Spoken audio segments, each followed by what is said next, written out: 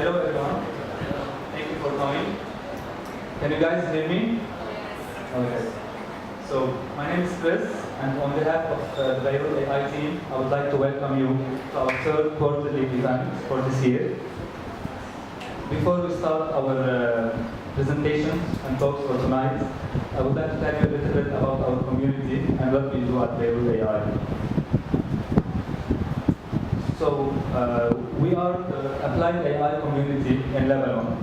Artificial intelligence is all about technology and technical stuff. What we do is we're all about people. So we want everyone to discover the potential of artificial intelligence and the different possibilities. And we want everyone to have access to the tools and knowledge to apply artificial intelligence in business. Our mission is to help local companies and startups and individuals to learn more about AI and to implement it in their different industries. So to do that, we organize local quarterly gatherings, such as this one, where we bring AI practitioners and people who have practiced AI to share their experience with the community. We also host a monthly technical workshop that is targeted towards technical people and people who are looking for a more hands-on approach. If you are interested in these events, you can follow us on our Facebook page or just subscribe to our newsletter and you will get the updates of our events. So Beirut AI is part of a bigger and global community that's called City.AI. We have local AI hubs in more than 55 cities around the world, and this number is growing every month. This enables us to connect with more people and helps us to achieve our mission not only locally but also on a global scale. So for that reason, City.AI helped organize the first World Summit AI last year. It was held in Amsterdam in October. It was a very successful event. We had more than 2,800 people attending, and we had speakers from major companies such as Facebook, Amazon, Google, and much others. So this year we are hosting our second summit. It will also be in Amsterdam in October. So if any one of you is interested in attending, you can use our promo code anyway to get a 20% discount. So this is our introduction. If you guys have any other question about our community, we can discuss it after the event. Right now we'll start with the presentations. I will introduce Nadine, my colleague, who will tell you a little bit about this event, the agenda, and more about the speakers. Thank you.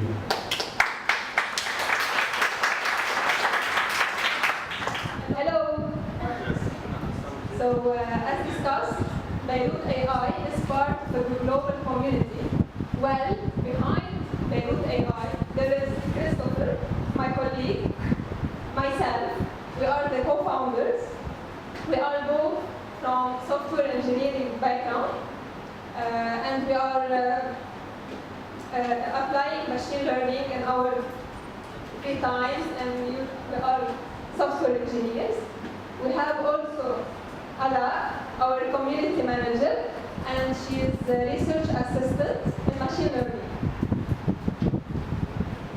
Before starting our event, I would like to thank NAR, our community sponsors, for supporting us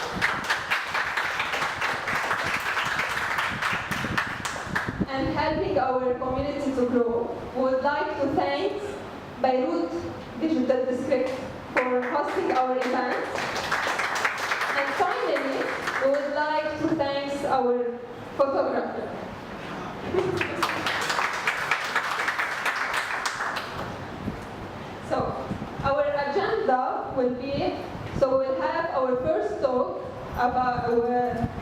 from NAR. It's Charlie, Khoury, and Nicolas Zaatar. After that, we'll have a second talk. It will be hosted by Ibrahim Bou Ncoula. After that, we'll have our third talk, and will be hosted by Raed and Kontar.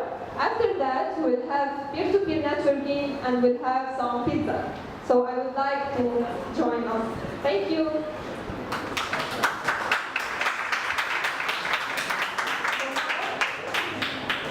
I would like to give the speech for Ala. Hello. So for our first talk, we're going to have the founders, Nicolas and Charlie of NAR.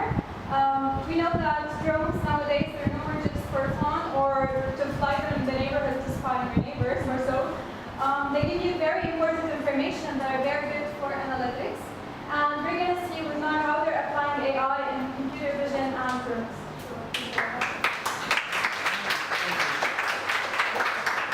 Actually, you did my location. Thank you everyone for coming. I'm very happy to be here. I'm Charlie, co-founder CEO of NAR. Very happy and surprised with the attendance at the same time.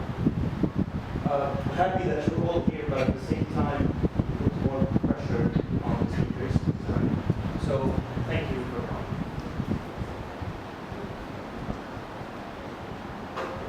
So for the next 15 to 20 minutes that we're going to be spending together, we're going to be talking about, we're going to be talking about NAR, what we do, why did we create the company, and of course answer any questions you might have. I'll be doing this with Nicolas as well.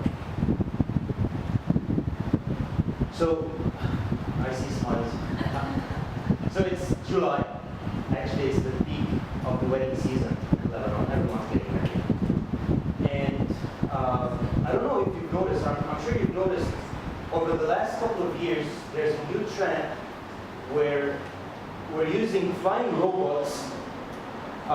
They're known as drones, to take pictures and videos of weddings. And we're using this robot to shoot weddings. And as a matter of fact, this was the first commercial usage of this technology. It's for the entertainment industry, where people use it to take pictures of sports events, weddings, or even movie scenes. However, in 2013, 2014, a lot of companies came in and said, what if we can apply the same technology that is taking pictures from a remote distance, but instead of taking pictures of weddings, we can do it for hard-to-reach infrastructure and assets in order to examine them. So you can see some examples here: pipelines, railways, windmills, solar panels. So all these assets are in remote areas. So some people thought that we can apply the same concept that is taking pictures from remote areas in order to examine those assets. What I mean by that is, for instance, take the inspection of the rooftops of our homes. Right now we have people climbing all the way up to examine them to see if there's any damage to those rooftops. Or for instance, hard-to-reach structures where we have people attaching themselves to ropes in order to examine them. All these inspections are now automated and done by drones. And this is actually a fact. It's not magic, it's happening. This is a fact.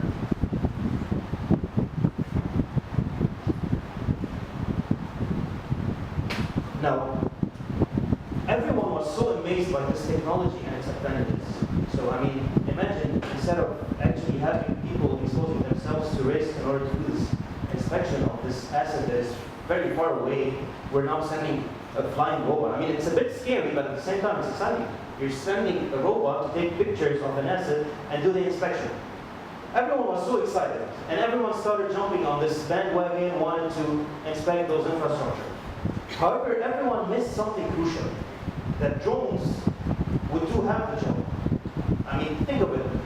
Drones would only take pictures and videos of a particular infrastructure. But someone has to go through these images to see if your rooftop is in good health or not, or my pipeline is in good health or not, or whatever asset I'm examining is in good health or not. So the job is half done with drones. So what happened here is, for every drone inspection, we collect about 1 terabyte of data. That is around 200,000 images. Okay, that is a lot of information. So companies actually started to get showered by an unlimited number of images and an excess of information, excess of images that they did not know how to manage from. Manage, I mean process and analyze. And currently they're doing them in a manual manner. So you have someone, literally, someone is paid to do a job where they go through each image alone, just go through images all day to see if there's something wrong with the asset or not. I mean, this takes a lot of time. It's super costly, and sometimes these people, if you go through 200,000 images, of course you're going to miss stuff. I mean, it's a lot.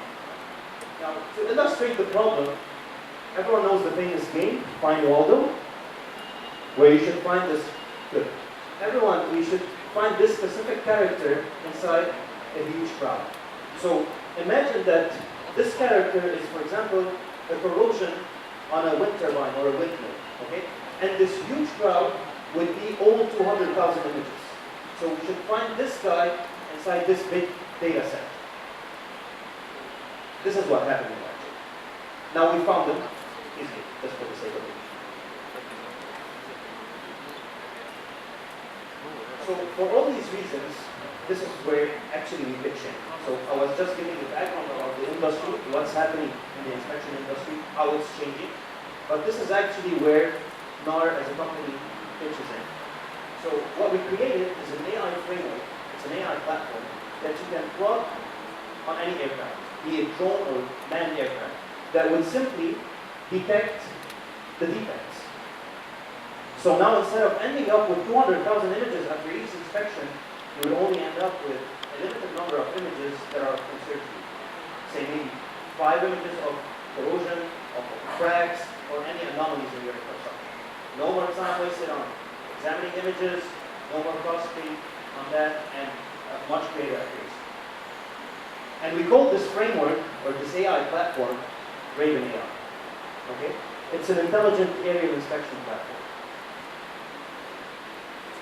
First use case of our technology is inspecting underground pipelines.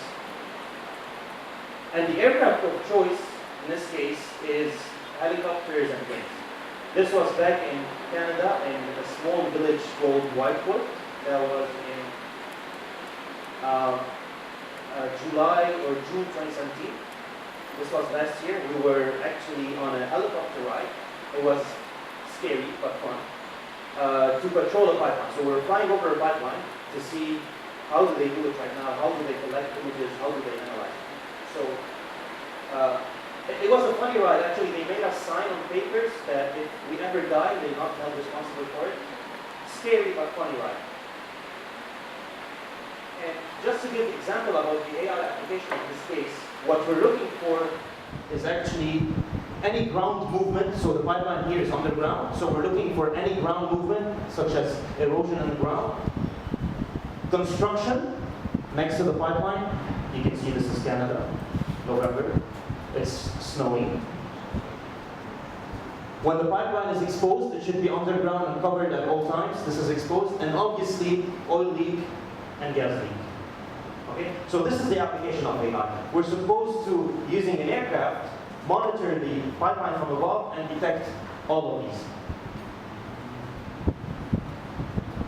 So what we created in this case is Raed AI was actually integrated on a plane. Okay? It was retrofitted to fit on a simple mobile phone. That's it. This is where the AI was. It's on a simple mobile phone that's attached next to the pilot's window. We're using the camera of the phone to stream images of the pipeline industry, and the processor in the phone to do the analysis. Okay, so here we're seeing Raed AI actually on a plane. That's in Oklahoma in the US. As I said, we're detecting excavation. So we're streaming in real time here, okay? We're detecting anomalies on the pipeline. This is exposed. You can't see the pipeline, it's underground. I just want to remind you of this. in case you're looking for it. You can see that's part of the plane. That's some excavation being done. Okay, and at the end you would get just a simple report, just like I mentioned, with only the images that are of interest to you. Okay. Can you take over? Okay. So that's it, basically, regarding the AI. We've also something to mention is that we've completed, we're based in Beirut Digital District. Our office is just 4th floor, so we're in the 5th, we're in the 4th floor. So our clients are in Canada and the US. We have so far completed over 80,000 miles of pipelines using our AI. And that's it, basically. Any questions?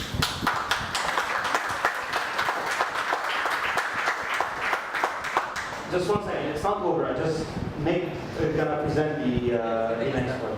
Yes. Stop the question. Yes, of course. Question?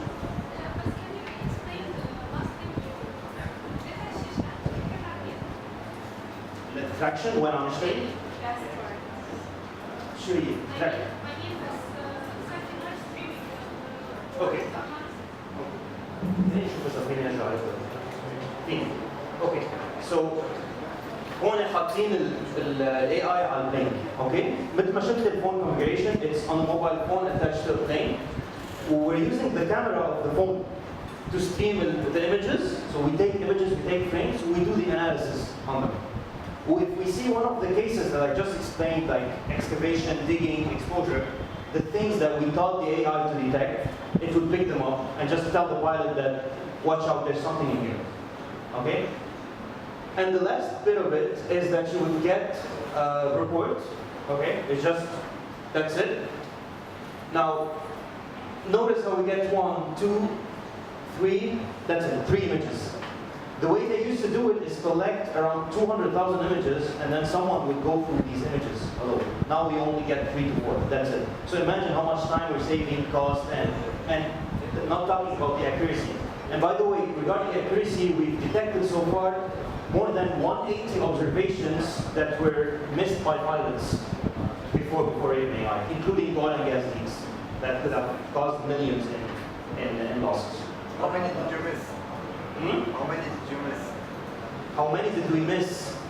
Look, Raed AI is built in a way that we always detect more things. So we detect a lot of false positives rather than things that were there. Okay, so we always go through this path because of liability issues. So we always tweak our algorithms to detect more. And then the pilot would actually remove the excess of information. Sorry, do you? Hello everyone, can you hear me? No, okay. Yes? Great, okay. So hi everyone, my name is Nicolas. I'm the co-founder and CTO of Kontar. So Charlie covered most of the general stuff. I'm gonna go deeper on the technical side of things, how Raed AI works, how the user interacts with it, how it becomes smarter with time, and finally the different challenges we face. So at now we focus a lot on the AI-human interaction. We believe that both AI and human should collaborate together in order to solve the most challenging problems, just like pipeline inspection. Here the AI detected several stuff like activity, erosion, and leakage. So if the user is interested in one of these observations, all he has to do is just swipe his finger up, click on the corresponding activity or observation, and he's prompted with several options. Now, our AI is composed of 2 neural networks. The first one is a binary classifier that predicts if there is a problem inside the image or not. And the second one is a multi-class classifier that predicts the type of problem. So in this case, the AI predicted 3 possibilities, either activity, construction, or erosion inside the image. So if the user is interested in one of these categories, all he has to do is just click on one of them, and it will be logged inside this report. The other option is don't log. That means that the AI did a correct prediction. However, the user is not interested in it and doesn't want to log it. And the final button, which is the most important button for us, is not an anomaly. Because this button will actually teach the AI that he did a mistake and he needs to calibrate his weights. Now, what happens in the background is really something magical.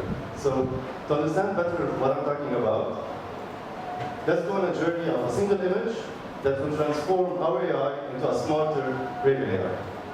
So this is the image being streamed from the dome. It will be directly transferred to the mobile application, and the neural network will give its predictions. Now let's imagine the user clicked not an anomaly. What will happen here is a feedback is created. This feedback is composed of the image tag, the prediction, and the response of the user. So in this case, it's not an anomaly. These will be transferred directly to our servers on the cloud. And imagine this process being replicated on about 50 pilots. So every single pilot is sending us feedback. When enough feedback is accumulated, the AI will start training its weights again, becomes stronger, smarter, then waiting for more feedback, and repeating the process over and over again, until it becomes ready. Once it's ready, it will transfer back the weights to the mobile application, and the neural network will be updated. Now, initially, we can't launch AI on the market with no weights at all, or random weights. Imagine what will happen. Like, all pilots will just keep on pressing, not an anomaly, not an anomaly, not an anomaly. It will be terrible. So we had to start with initial weights. To do so, we needed data. And this was our first challenge. Now, the oil and gas industry is super strict on data. And the only way to get it is to partner up with someone, or, as Charlie said, we created our own reporting system. So we partnered up with one of our clients, and luckily he gave us 10,000 images, all positive. It was perfect. However, we were surprised that all images had writings on them. I'm not sure, can you see the guys in the back? Okay. So you can see you have north written, you have the blue line, the red square, and this is very bad for the AI. If you feed that to a neural network, what will happen? It will expect that any image containing north or colorful lines is positive, which is bad. Now, one solution would be use Photoshop. Use Photoshop on 10,000 images. Yeah. Okay, so this will take you forever. So, since we're engineers, a bit geeks also, we thought of creating some sort of algorithm that could detect these lines and remove them completely out of the image. This was created by Nord, by the way. This is another image. There you go. So these were applied on 10,000 images, and it was a great success for us. And here comes the next challenge. We have positive data. How do we get negatives? Can't work. In a binary classifier, you need both. You need the positives and negatives. So what happened is, we asked our clients just to film us a section of his inspection of his pipelines. And also, we had also other problems, since we're dealing almost with cowboys. So here you go. You have plain parts showing in all the images. This is also bad for the AI, same reason as before. So we had to come up with some way, instead of just cropping manually stuff, automating the entire process. So what we did, we created a computer vision algorithm that could detect the static part inside the image, such as the plain parts. Okay, transport them to a binary image, and then get the rectangle that fits the best inside the image, and just crop the image. That way, we achieved about 50,000 of negative images, about 10,000 positive images from this method only. With data augmentation, we were able to reach higher numbers. And our third challenge was we got some blurry images, some sky inside the image, which was also bad, and some reflection. These were solved by going through them manually. However, the process was super fast. It wasn't that slow. We don't have any processing to do. Where's the problem? Reflection. You can see it here. Okay. So just to summarize, we created 10 AIs to actually develop the initial AI we wanted to see. Exactly. So now, Raven AI is super scalable. As Charlie pointed out earlier, we can adapt the same method where the user teaches the AI what's wrong from what's right. In solar panels, like we can detect cracks here. In power lines, we can detect corrosions. In flare stacks, also corrosion. And wind turbine, like also damaged wind turbines or cracks. Now, to summarize the talk, I will leave you with 3 takeaways. The first one is, in every AI startup, data is key. As much data scientists as you have, as much computer vision engineers you have, if you don't have enough data, you're almost with like a dead start. So focus a lot on getting a continuous stream of data the entire time. Second thing is try to automate your process as much as possible. When I talk about process, I'm talking about the stream of images, the cleaning of the images, the training of the neural network itself, the testing, and the deployment. That way you can focus more on your client needs and your user experience. And finally, don't try to replace humans. I'm pretty sure no one wants to get replaced here, right?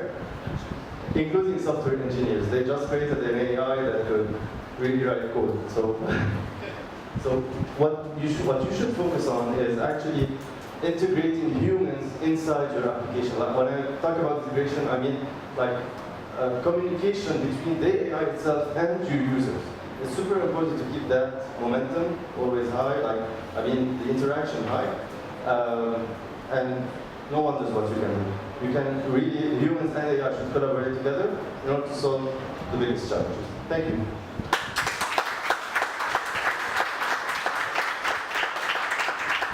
Yes.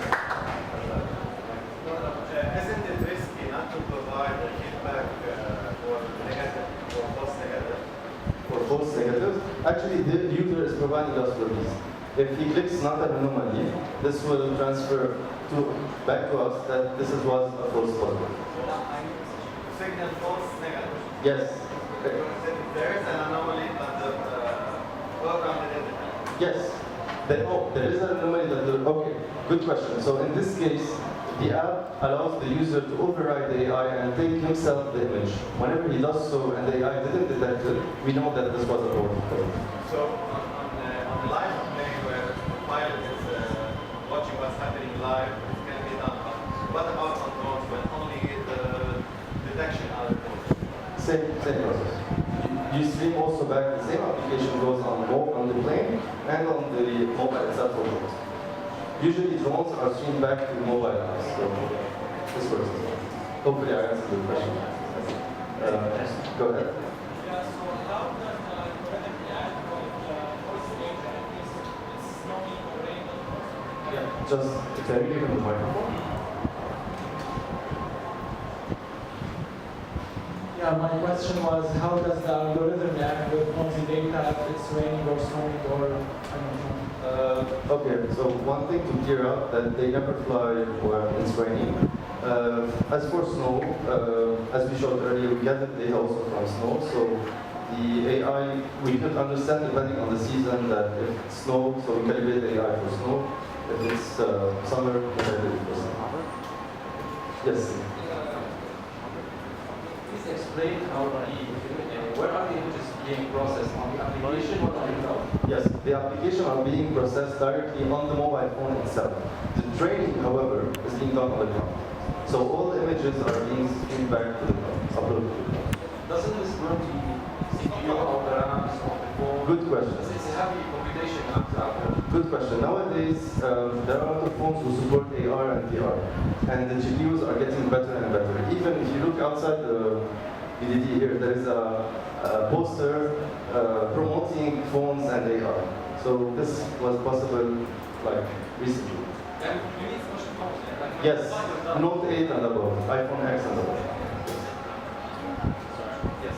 Framework was used on the neural network? TensorFlow. We focused on TensorFlow, and our architecture was MobileNet. Yes. MobileNet. Were you actually using, for the image pre-processing, were you using image processing algorithms or actual computer vision trained algorithm? Both. We were using image processing just to detect the lines. The other one is just to classify, categorize and stuff. So it's kind of on a machine learning algorithm. No, but I mean like to detect the biggest rectangle, like the biggest contour or something. Oh, this was just pure math. Oh, okay. Yes. Yes. Last question. Yes. Last question. In order to reduce the amount of pictures that you have took, يعني as you have already said, يعني ما ماشي نطلع الصورة صاروا good shape. Let's say 4 صور. كيف بصير analysis؟ يعني عم يصير في pre-processing للimage بعدين عم نعمل capture. No, actually what we do is we capture an image every 3 seconds. This is enough time to overlap between one image and another. So we take a high resolution image, we split it into 4, we analyze each segment, and then predict the outcome of the AI. If there is something, we keep it. If there is nothing, we just throw it away. لا everything is being done. كل شيء عم ينعمل على الفون itself. على الكلاود اللي عم يتبعت هو just the feedback و some data لل AI اللي هو يتعلم زيادة بصير أقوى. Yes, architecture, it's a neural network. Neural network based on TensorFlow Lite, and we're using the mobile net architecture. Okay. I'll take questions at the end if you want. I'm staying here so at the end of the event. Thank you so much, and enjoy the event. Thank you.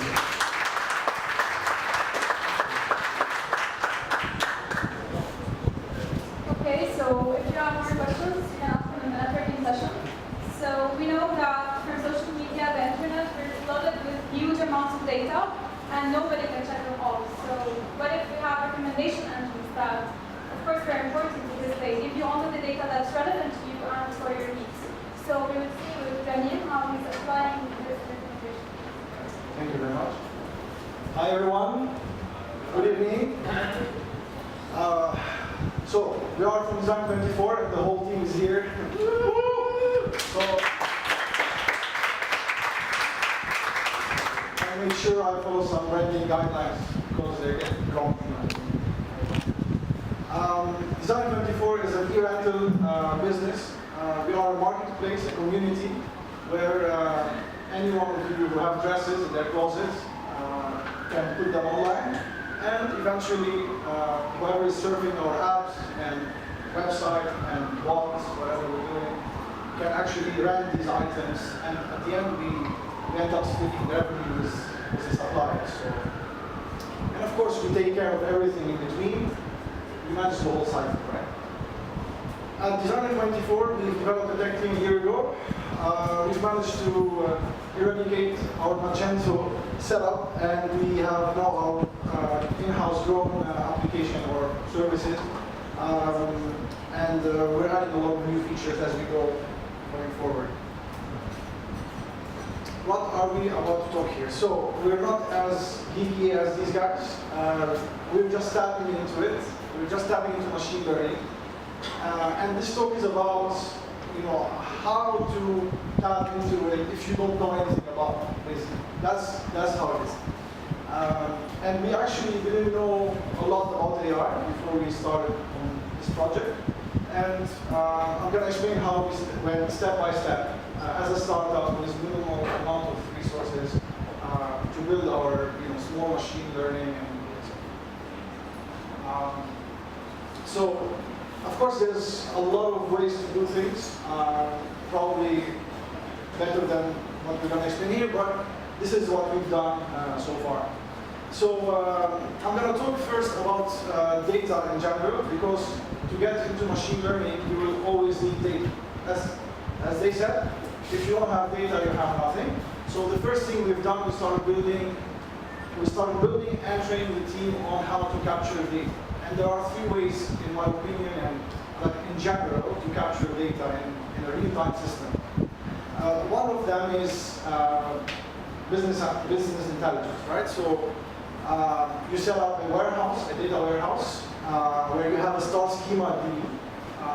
Basically, star schema DB is composed of dimensions and a fact table. Eventually, you have multiple sources of databases. We have a lot of NoSQL DBs, we have MySQL DB, and other sources as well. You built an ETL. It was very simple for us. We didn't even think of an expensive tool or anything. We just said, hey Joe, take this Node.js and write a quick ETL and deploy it as a cloud. So what we've done is we've just developed an ETL that actually gathers all pieces of sources of data and encapsulate them in a transaction, and at the end submit them into our data warehouse DB. And this happens every half an hour, every 1 hour, whatever cron configuration we've done. Eventually also, we've built the script in a way that we can rerun it. If we discover a mistake in the middle or anything, we don't worry about anything. We just rerun the script again, but after fixing the bug. And our data flies into the warehouse again, and our business intelligence tool, we use Power BI, there's plenty of others, just reflects the right data again, right? The nice thing to mention here is that our warehouse also takes data from other things like Spark jobs and Lambda functions on AWS, whatever. So it has a lot of sources of data, and our business intelligence tool at the end also takes a lot of data from other sources, which has built-in connectors to them, like Google Analytics, Yandex, Zero, we're coming to that as well. So in general, that's one way to actually tame data, as we call it. This is what you end up with. Well, our business intelligence dashboards and reporting currently are centralized. We have our Google Analytics data, we have our sales order data, and we will build more dimensions and more star schemas as we go and build more reports. Of course, there are more reports than this, but this is just an example. Data lakes. So another way to actually capture data is data lakes. The word sounds very sexy. It's actually very simple. What we've done basically, at the end, it's just a file system. You choose your file system, and we chose AWS S3, which is a very scalable file system, which can act as an HDFS, as a Hadoop file system. And you put a folder structure, you build into your APIs the functionality of throwing data there. And what we've done, the colors here are a bit messed up on this presentation, but it's okay. So we've used Firehose from AWS. Firehose from AWS actually helps you just throw a lot of data into it, and at the end it buffers the data into files, and it puts them on S3 by year, months, and day, and hour. And then you get files that contains data like this. So can you imagine we have about 200 lines of records a day, almost currently stored at our current scale, and it will grow, of course, as we grow. How did we end up reading the data from the data lake? We just simply started a small instance, EC2 instance on AWS, where we actually installed Spark on it. We didn't use any fancy cluster or anything, just installed Spark on a small machine, 16 GB RAM. It was enough to actually crunch like a million records in seconds. So we didn't really need more so far. But of course, there are plenty of other tools to use, like AWS EMR if you want. You can just start it. The documentation is online. It's simple.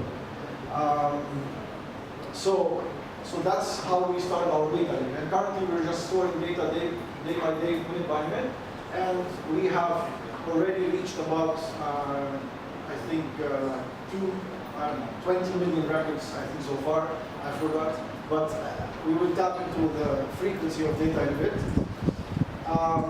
The last way of actually streaming data and managing it on the fly in real time is actually data streaming, right? So if you want to know, for example, how many products are being viewed by a user currently, how many users are viewing a certain product currently, you will need to have data streaming installed. So what we have is basically we have a Kinesis, Amazon Kinesis. You can also use Kafka, which is famous, but you need to deploy it and all. But Amazon Kinesis, you can throw data in it, connect the Spark streaming library, which comes on top of Spark. You can connect it to that stream, and write a Scala job or a Python job which actually can process batches of data. So basically it tells the job, I want you to take the last 2 minutes of the data while it's flying in, 2 minutes of batches, and aggregate any logic you want. Let's say in our case, we're aggregating the unique SKUs viewed by unique users, basically the count of unique users viewing a unique SKU. So after these micro batches of data are being processed by the smart streaming engine live, this data is coming out and is being stored in a Raed server where we just use it in our API to, let's say, show you on the front end, say, oh, 6 people are viewing this product now. Or we can also take decisions right on the spot where we say, hey, well, we're going to increase the price. We didn't do that, but I'm just saying we can take decisions like this on the fly, live, while the traffic is actually surging or toning down. It's amazing to know also that the faster you react to data, the more value you bring, right? So the more time you give for your data to rest and then you process it later, you will learn from it later, but of course you're not reacting to it, you're not being proactive, so probably you're losing value on the fly. So these are the 3 ways basically. So business intelligence, data lakes for archiving the data and crunching it later using big data techniques like HDFS and Spark and Scala or whatever, and data streaming where you can stream the data live and actually take actions live on the data, right? So all of these things were developed and grown in-house as well, by the team, and they learned the technologies. Eventually, we reached to a point now where we have around, at our current scale, we're doing around 200,000 records a day currently. We have only one instance, which costs us $160 a month, and we sometimes don't go off, it all depends on the need. And this instance is able to actually take about 1 million records every few seconds, like 10 or 20 seconds. We can just crunch the data, depending on the logic of aggregation we're doing. And also, as you saw before in the previous picture, the files that we're storing are tab delimited files. And it's very ugly data, but at the end we don't care, we can convert it anytime to anything else. And also in Scala, or Python, you can just simply process this data the way you want, as long as you know the mapping schema of the data. So we post our results to any DB we want. Firewalls, by the way, has very great abilities to post any target you want from Redis, S3 or Elasticsearch. It can also have ETL in the middle, so it can transform the data while it's being fed or while it's being archived. You can transform it into Avro format or whatever format you need for a bigger scale. Currently, we're not at the scale yet, so we're not using that. And we're performing complex map reduce logic on the data without any headache, and it's fast. So if you're a startup like us and you want to really tap into this quickly, these are the technologies you need to know. You need to just understand firewalls from Kinesis firewalls from AWS, how to use S3 is very simple, how to install Spark code in Scala or Python, and eventually deploy it online on a small instance for a small scale. If you grow bigger, you need an EOR cluster actually. You start tracking everything you think is important from day one, because you never know when you're going to need it again. And you just throw it in a file system. You don't need to throw it in DB, even if you don't need it, you can throw it in a file system like S3, and you can forget about it. And the day you want to take action on it, you can just simply come back to that and crunch it and make value of it. This is a Spark job. This is the Scala code. Basically what this is doing is connecting to the S3 file system. It is actually counting the unique views per SKU. And at the end, it's in this slide actually, we're just logging in here. So it's telling us how many unique views per SKU we have. And that we can do it within 1 minute on 3 months of data, or within a few seconds on today's data, and so on, right? And this job we can run it either on a live data streaming instance, instance, I mean, live data streaming format, where we can start collecting these instantly and store them in Redis and take actions immediately on it or reflect it on the front end immediately, or it can be just for data science purposes or staging into the warehouse DB that we talked about in the beginning, which also reflects in our reporting. So all of this is a closed loop which brings value to the business on all sides. Finally, so this is the interesting part of it for you. As I said before, we really don't know a lot about AI so far, and we're just tapping into it, all of us, even myself. And the way we decided to tap into it is to actually use something that is a bit built already or templatized, so we can start actually experimenting and learning the value of it, and tapping into tuning the machine learning algorithm instead of building the whole thing. And we've done some research. Prediction.io, it's open source. It's a stack, basically. It's a framework where you can actually build your own template on top, and you can publish it online for others to use it as well. It has a universal recommender, which is more general than e-commerce, and it's a bit more powerful, but it needs a lot of data. You have e-commerce recommendation, which is useful for us. Product ranking, similar products, other already built-in templates. So you just can use them. But the trick is actually in tuning them and feed them data. That's the trick there, right? So you can always go to Prediction.io and look at any e-commerce, at any template you want, and it has a very quick start where how to install the engine, how to set up the template, how to feed it with data, and how to read data from it. But, sorry, all right. So basically, what's currently happening is the following. So the engine has a certain way of working. So it has something called base component, which is data populator, and then you have the event server, and then you have, I forgot the S actually. And then you also have a template which is built in, where you can choose it in the engine, and also you can choose multiple engines at the same time. So you can feed multiple applications at the same time and get multiple queries and results at the same time as well. This framework, it's amazing. Why? Because it allows you also to work within a framework, so you don't need to think of how to build a whole stack from scratch. It comes also integrated with all the famous tools like PostgreSQL, MySQL, HDFS, and S3. It has an event server, so which you feed it with data and you read from it predictions. It's built in already. It's scalable as well. You can scale it on multiple machines, distributed. It comes with, you have to install with Elasticsearch and HBase. Currently, we have them all installed on the same box, because we don't need a bigger setup than this. And it has simple guidelines to use it.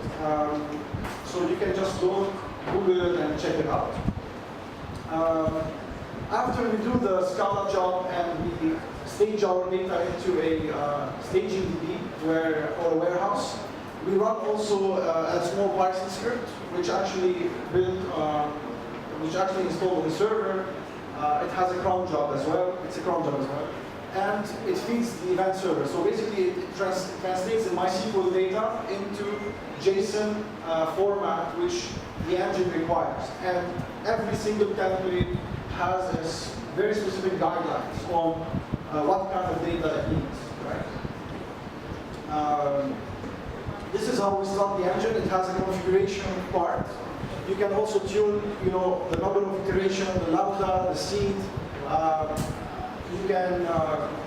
This one has only those. There are other templates which have more tuning parameters. You basically feed it with data, and then all you have to do is build, train, and then finally deploy. And once you deploy, it starts an event server for you.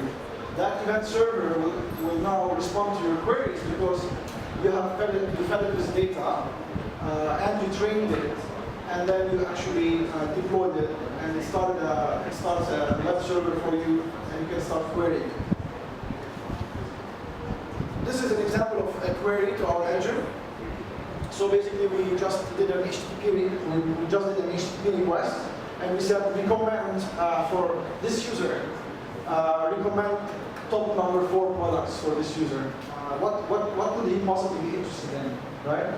And the template that we're using, the e-commerce template, is basically built based on interactions, not like the actual products. It doesn't care if the product is red or blue. It doesn't care if, about the properties of the product.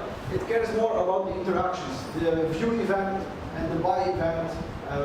This one, it cares more about this. The universal recommender cares about like, add to cart, and all of that.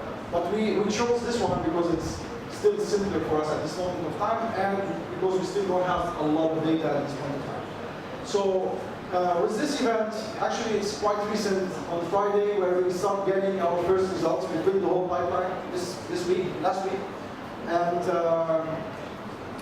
and this is part of this is actual real results.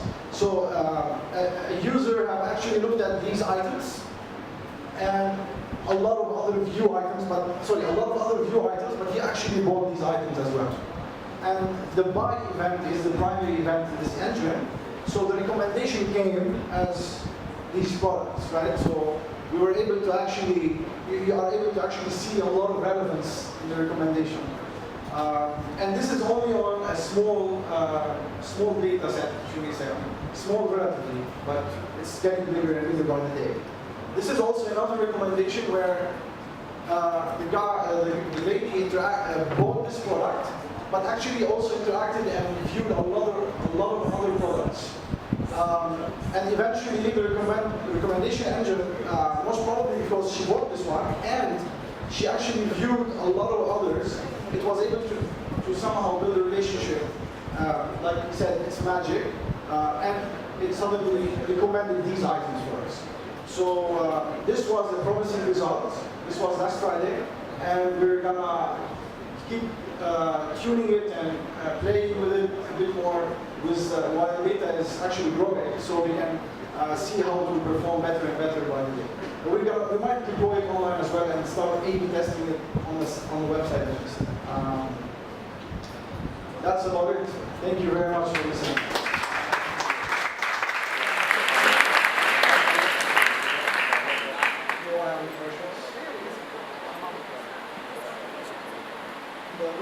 One of the first one bought more than one dress, the second one did not. So he's asking if she bought more than one dress. No, she actually bought one dress in the last one dress, but she viewed a lot of other dresses.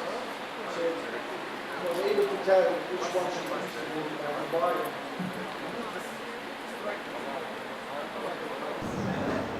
Training is done on the tags, on the images, on the image itself. Actually, it's not on the image and it's not on the tags of the image. It's on the events. So basically, if you buy or if you view, it's on the behavior. So it's actually not content. It's not content based. It's more like interaction based.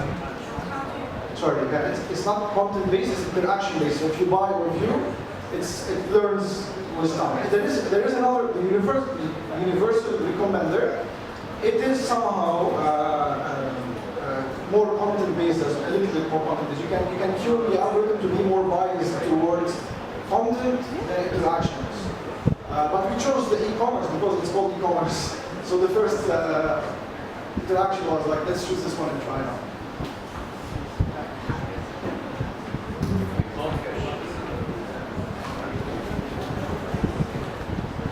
Hello. You talked at first about the analytics platform you built using Kinesis, Kafka, and Spark. You use Prediction.io or you built your own custom platform? No. Do I use Prediction.io or I built? Sorry, I didn't get it. At first, you explained for us the platform you built using Spark, Kafka. So, okay, got it. So basically, this whole setup was done to actually start accessing data.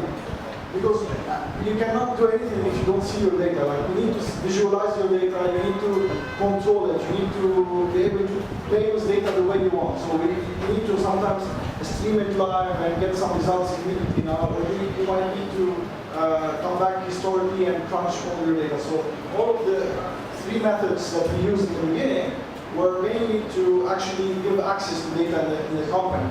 to build reporting database, to build a reporting database and analytics team, give dashboards and reports to the business, be able to revisit our archive data, which is now becoming bigger and bigger by the day, and stage it, aggregate it the way we want, and stage it into a data science DB, which will end up being fed to the engine, which is Prediction.io, or stream it live and get some proactive actions done on the website or on the app, or push notifications, or more conversion to increase conversions, or anything like that. So,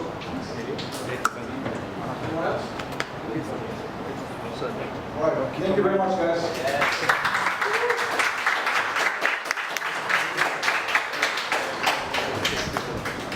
Okay, so now we will shift gears a bit to the academic perspective. And you know that IoT applications became very abundant, and there's a lot of data that can be used in analytics. So we will see with Dr. Raed how he's applying it in his research. Hello, everyone.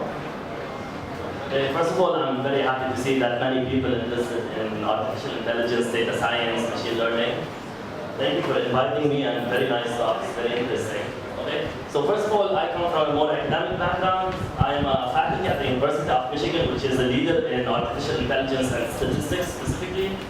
And my main area of work is statistical inference in high-dimensional settings, specifically nowadays with what we call big data settings. Okay. So for the sake of application, first of all, I will talk about what is Internet of Things, and then I will mainly talk about predictive analytics. Okay. So first of all, Internet of Things is just a fancy word.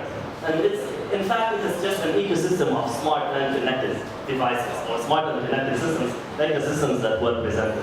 So let's start in the context of autonomous vehicles, or self-driving vehicles.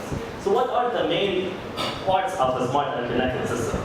First of all, we have the hardware. For example, the car itself, which is the physical component that comprises the system. The second thing is we have the data acquisition and sharing power. For example, from a vehicle, where can we get the data from? It's from the sensors on the vehicle where we are taking images. Or for example, measuring the temperature, the voltage, or the surrounding environment. So this is where we are transforming a traditional system or a hardware into a connected system. Okay? So nowadays there is a lot of connectivity, and there is a lot of ability to collect data. Cloud-based systems, wireless networks, for example, the phone that collects images in the AI application. However, what transforms a connected system into a smart and connected system is the advanced data analytics. Okay? So with data analytics, we can transform such connected systems to smart and connected systems. In the context of self-driving vehicles, it is processing these images or processing the sensor information for the car to decide, should I go left or go right? Is this a wall or not? Okay? So right now there is an unprecedented data availability, and there is a lot of opportunities for advanced data analytics. Okay? So what are some very famous examples of smart and connected systems? One of the examples I've been working on for a while is with General Motors. So General Motors, they have the OnStar system. They are collecting information from car batteries on the road. Okay, so when you are driving your car, they are collecting information from your battery, and the hope is to process this data in real time and to keep the driver informed about the health of his vehicle. Okay, or in some cases, if something wrong is happening with the vehicle, they want to tell the driver, okay, you should stop driving. Okay, but their hope eventually is just to send them a message to tell them, okay, you should do maintenance within the next 6 months. Okay, we have the remote smart asthma management systems, or in general, the remote patient management systems. For example, the most asthma patients nowadays, the inhalers, specifically in the US, the inhalers have some kind of a Bluetooth device. So every time the patient uses his inhaler, the time and the number of use is recorded. And the hope is just to monitor the patient. Okay, and in some cases, if we see there is an anomaly, or we detect an anomaly some kind in a similar manner that the first speakers were talking about, then we need to ask the patient, please come to the hospital. Okay?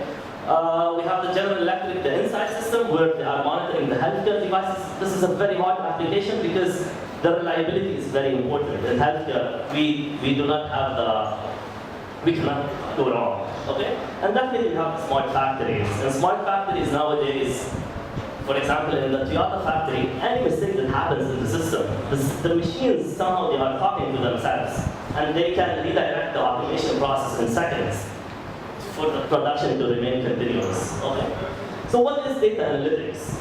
In general, I said that there is a huge opportunity for data analytics. However, data analytics, to be simple, or some of the fancy words that we talk about, machine learning, AI, which is basically statistics, they're divided into 3 parts. The first part is the descriptive or the diagnostic analytics. Okay? This is the first part where we want to answer the question, what happened? For example, if we have failure in a vehicle, the question that we want to answer is what failed and what caused failure. We want to gain insight, we want to understand the system. This is what we call descriptive or diagnostic analytics. And there is a lot of methodologies to handle these. Specifically, for example, anomaly detection, variable selection. These are all methods for us to gain insight on the system or to understand what is happening or what went wrong. The second part after descriptive analytics is we have predictive analytics, which is pretty simple, is I just want to predict the future. I want to answer the question, what could happen? For example, in the sense of failure in autonomous vehicles, I want to predict when will failure occur, okay? And finally, which is the prescriptive analytics, or what we call decision making. If I know that my car will fail in the next 6 months, with some uncertainty measure, what should I do? Should I ask the driver to do maintenance right away? Should I wait a little bit? How to do it in the most cost-efficient way? And there are definitely many methods in this area, specifically decision processes, Markov decision processes. In fact, all of applied optimization revolves around this prescriptive analytics. In this talk, I will give you just a small sense on predictive analytics from a Bayesian perspective. I will talk about what Bayesian statistics or a Bayesian perspective means in a bit. So with this big data and this data analytics, right now, our hope is to switch from a connected system to a smart and connected system. However, right now is a perfect time for analytics because there is a lot of challenges that we need to handle. The first challenge is high dimensionality of the data, or what we call big data. Most of the existing methods fail in high dimensional settings. And even if you use them, you think they are working. In many cases, they are not. They're just working heuristically. So it's very important to really recognize that high dimensions renders many statistics methods inadequate. The second thing definitely we have with the ability to connect data, we have the heterogeneity data, we have the diverse data types, we have a lot of data that we want to process. And finally, and one very important thing nowadays is most of our data is functional data. What does functional data mean? It is some kind of a time series, or we are collecting data with time. For example, if you are monitoring a patient, you are collecting his information with time. So previously in statistics, we always used to talk about independent data, IID data. Who has ever heard of IID? Independent identity distributed data. So you should. But in the functional sense, when you're collecting information with time, everything is correlated. There is functional correlation. For example, the status of the patient in his next step is dependent on his history. So functional data analysis is very important. And finally, one very important thing nowadays is we have an opportunity for individualization. So previously, going back to the idea of the vehicles, previously if you want to predict the expectancy, life expectancy of the vehicle, what people would always do inference on is a population. They would say, for example, this Nissan vehicle, model 2000, the life expectancy of it is 16 years. But nowadays, with all this data that we are collecting from every single vehicle, we have a huge opportunity for individualization. I want to predict the life expectancy of every single vehicle. I want to say that your car's expectancy is 16 years, but your car's is 17, but your car's is 18. So with more data I gather from every single car, I want to do prediction individually for every unit, for every patient. Okay? So there is a lot of challenges for predictive data analytics nowadays and in general for analytics. And our hope is to solve these challenges to be able to transfer from a merely connected system to a smart and connected system, or recognize what IoT is all about. Okay? So let me go back to, right now let me talk a little bit about the predictive analytics also in the sense of vehicles. So typically from vehicles on the road, what we are doing is we are collecting some information. And our hope is to do some predictive analytics to predict failure, and so that we can predict failure, reduce warranty costs, and in general, prevent some catastrophic events. So what happens example, the information that we are collecting from vehicles is in the form of condition monitoring signals. Okay, for example, from a car battery, it is well known, this is a resistance. Okay, it is well known that the resistance is a critical indicator of the health of the vehicle. For example, when the resistance is low, the car battery is at a low risk of failure. However, as the resistance increases, then the car battery is at a higher risk of failure. So typically from these systems where we want to predict analytics, what we are collecting, the data that we are collecting is typically mentioned as condition monitoring signals. There is a huge literature on CM signals, okay? Whether it's from a patient perspective, vehicles perspective, and in general smart devices. Okay? So what is our, so one very simple example of a condition monitoring signal is just the brightness of a bulb. Okay? As we know that with time, the brightness of a bulb degrades. Okay? So in predictive analytics, what is our hope is, in general, if we have observed our signal up to some point, can I predict the future? This is it. Okay, this is a distorted figure, I'm not sure why, but the hope is just to predict the future of a signal. If I have a function, the question is, how will this function evolve in the future? I want to understand this function, okay? How will it degrade in the future? So the background, as I mentioned, is from General Motors.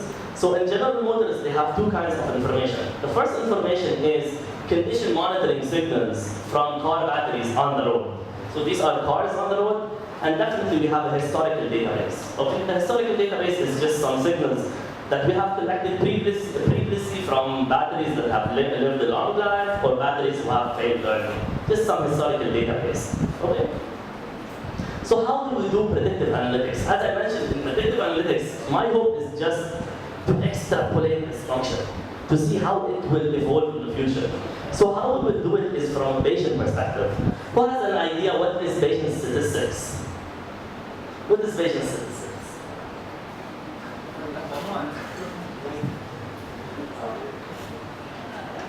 Usually in frequent statistics, we assume that you have one parameter to estimate, and you fix the data. Bayesian statistics is the opposite. You suppose that the parameter that you want to estimate is a distribution, and you try to determine that, and you fix the data, so it's the opposite. Sorry. No, it's correct. It's correct. Actually, it uses Bayes' theorem, so where you have the likelihood times the prior gives you the posterior, supposing that you have a denominator that you can neglect. So the idea is to update your model regularly so that the parameters are updated in batches. So this is the essence of Bayesian statistics. I have a PhD in physics now. That's fine. Okay, perfect. That's a very good explanation. Go with that, please. So Bayesian statistics is the belief that, in fact, everything is not fixed. It is random, okay?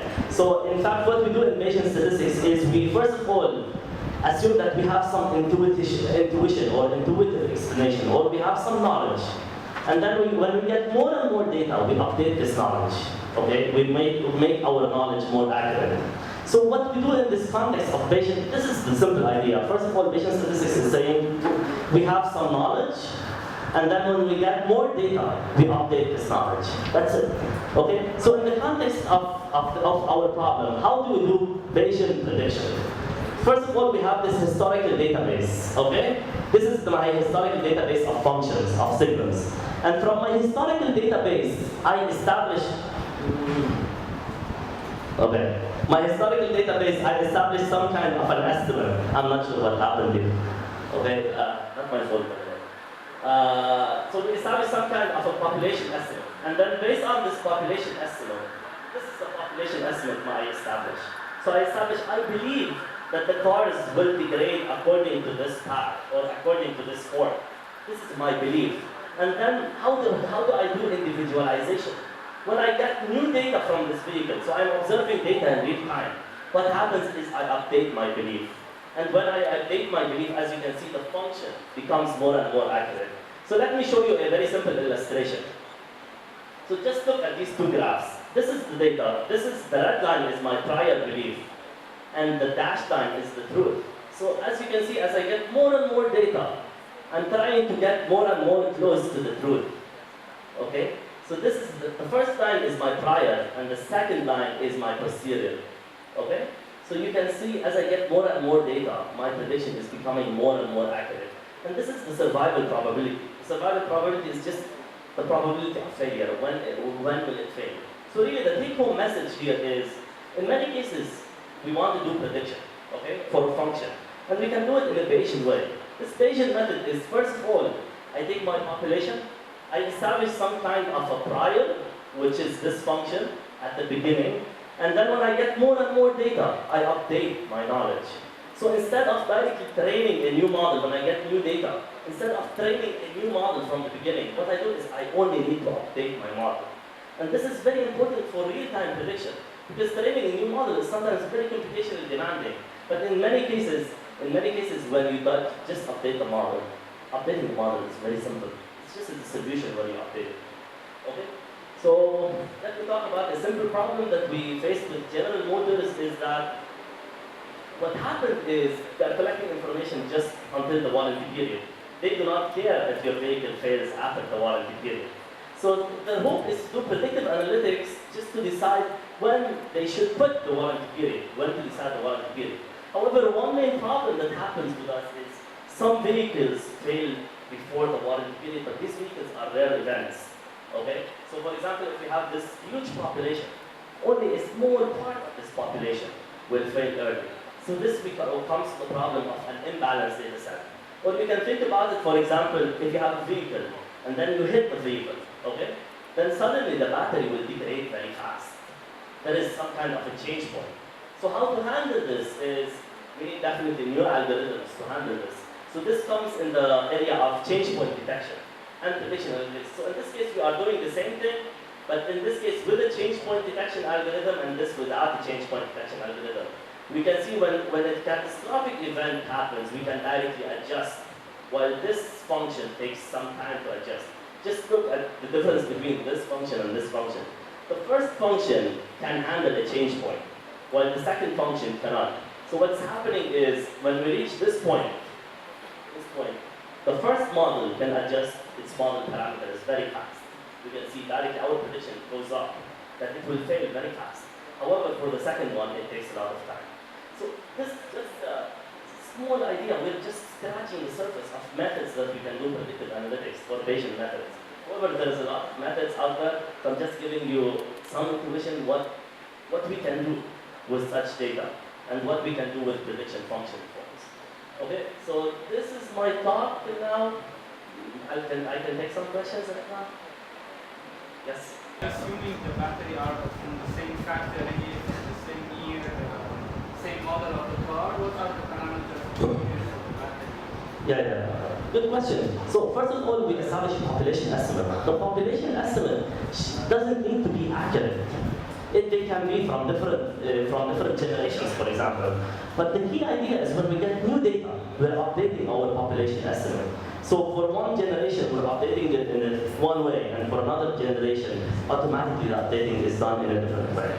The updating will handle this problem automatically. But definitely you can put, for example, in the model in statistics, we can always put some information that, for example, batteries that come from the same generation can have more commonalities. Okay, so update them in a similar way. Okay. Yes?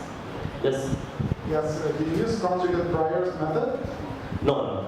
Here we can do just Monte Carlo. Okay, so it's Monte Carlo. This is based on Monte Carlo. What is the prior? What kind of prior do you use? In this case, for example, you can think about it as a mixture normal distribution. Okay, but how do you make sure that the prior is not subjective? Because this is the issue with Bayesian statistics. If the prior is subjective, you're gonna obtain like results that are. I mean, it could be that the prior is either good or irrelevant. This way you can obtain, let's say, results that are reasonable. Otherwise, if the prior is subjective, it doesn't make sense.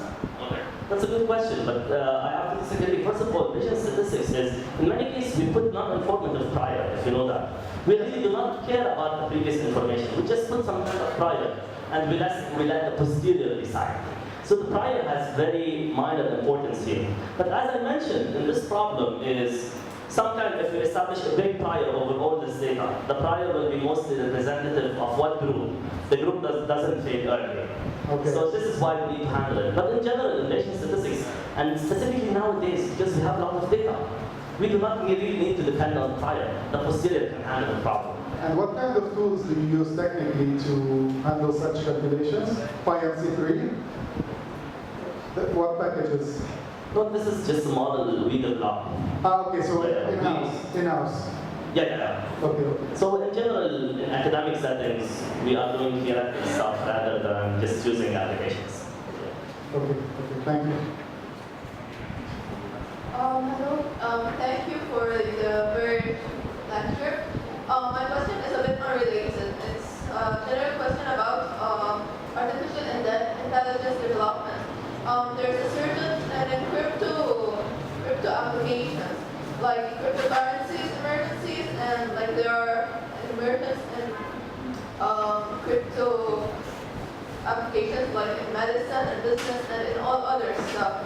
Won't that like stop the development of AI or compete with it because of the security of the individual's information and its encryption?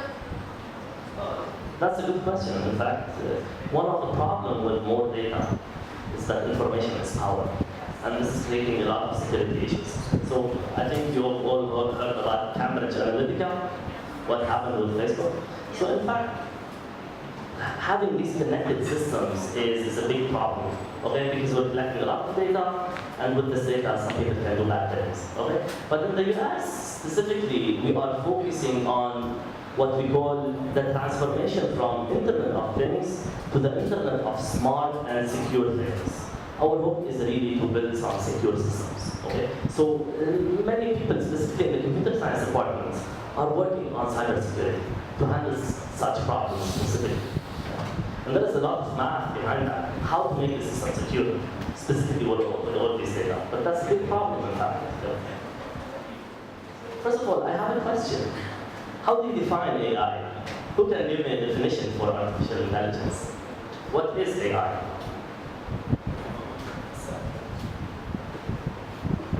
It's about recognizing patterns in data and making recognizing abstract relationships between data. How is that different from machine learning? Here, machine learning is part of AI. Can I tell you what is AI? Yes. It's a buzzword. It's a buzzword. We can't say AI because it's very general. What is AI? So I think one important thing that people should recognize nowadays is what happened and how did AI come. Okay? So at the beginning, we had applied mathematics. Everything comes from mathematics and physics. Okay? But when we tried implementing mathematics in real-world applications, okay, we found out two things. First of all, we found out that we need a lot of data to understand systems. For example, for a medicine, if we can understand, we cannot prove that this medicine works. We need to do some tests, extract some data, and analyze the data. Okay? And then we found that there is a lot of uncertainty in the world. Okay? So this is what transformed mathematics, and we made this notion of statistics. Statistics has been the base of artificial intelligence, machine learning. It is the base of analyzing data or data science.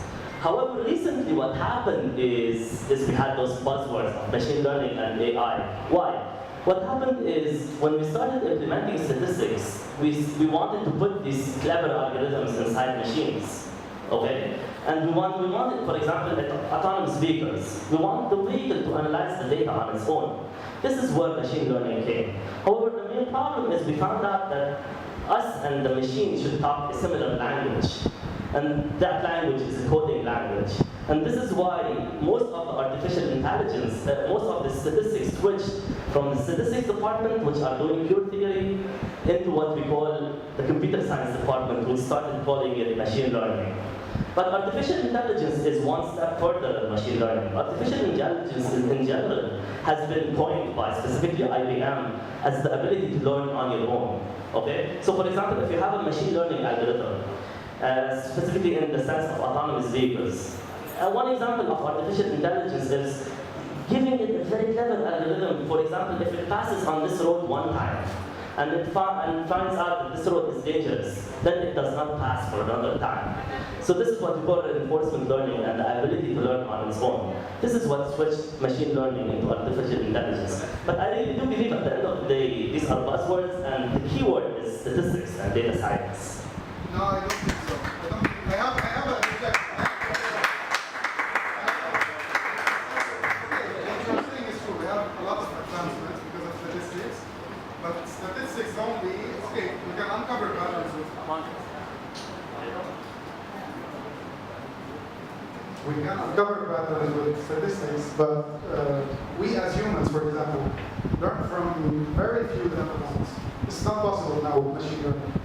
So we have the ability to reason, even though we don't have enough data. Even a child, if you show him, like, I don't know, some small example, a figure of a dog, or an image of a dog, he's going to recognize the dog. With machine learning, we're not able to reproduce this kind of learning, let's say, and this kind of reasoning, at least now, with the tools we have. So, in my opinion, machine learning is just like uncovering the patterns in the data with local patterns. But we're not able to generalize with machine learning, in the sense that when I see a person, okay, I can say, okay, this is Christophe. Okay, maybe he's married, maybe he's 30 years old. I can reason about his life. Okay, the machine does not do that. At least with the machine learning techniques we have, the computer vision algorithm is just going to recognize that this is a guy because it was annotated. It does not understand the essence of the thing. So we go from local generalization with machine learning to extreme generalization with human beings. Okay, machines are very good in doing specific tasks, such as like playing Go or whatever, but they fail in extreme generalization. So I think statistics is not enough. We should think about the way to make machines think and give them the ability to generalize, just like we do as humans, or as even as animals. Even animals are emotionally intelligent. My dog, for example, is able to recognize my emotions. This is can't do it with you know, it interacts. So I think statistics is very important. Statistics is very important. It's essential, but I think it's not enough. I don't know if you have a comment on this.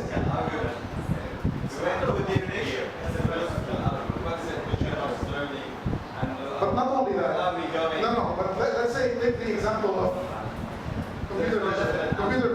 Computer vision algorithm is going to recognize, for example, a man moving or whatever. I'm talking with what we have now. I'm talking with what we have now. Okay, maybe. But they recognize emotions because you annotated the data set. When you recognize emotions, or my dog recognizes emotions just by, you know, reasoning about my. The thing is that machine learning. I don't know. There's a famous book called Deep Learning with Python. It's written by a Google engineer. His name is Prof. He's the author. Do you know Keras? Anyone of you knows Keras? Okay, Keras is a deep learning library built on top of TensorFlow. It's very popular in the machine learning realm. So this guy knows what he's talking about. So in his book he said, machine learning is able right now to deduce local generalizations. So you take a certain domain and you make generalizations in this domain. Artificial intelligence does extreme generalization. So when I see you, I'm able to infer that you are, I don't know, 25 years old, etc. I don't know, maybe you studied computer science, so maybe you're married. If I see your ring, I can infer that, no? With what we have now, okay, we have machines that are very good at specific tasks, extremely good maybe, but they are not able to generalize. So a Go algorithm is not able to do, I don't know, speech recognition, and vice versa. So this is the thing. Statistics is very important. It's at the essence of learning right now, but in order to produce agents that are able to reason, we need to go further. I don't know, the method have not been conceived yet maybe, but I think statistics all by itself is not enough. I don't know if you agree. I think this is a philosophical argument we can talk later. Thank you guys.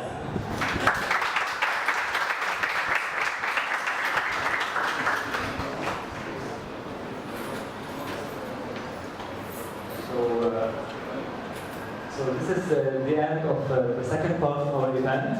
Our event is not finished yet. The presentations are done. Thank you for joining us. Thank you for coming. We hope you enjoyed this event. If you'd like to stay updated with our news, you can follow us on Facebook, Instagram, or on our website. Now, if you'd like to join us for some networking, thank you guys and goodbye.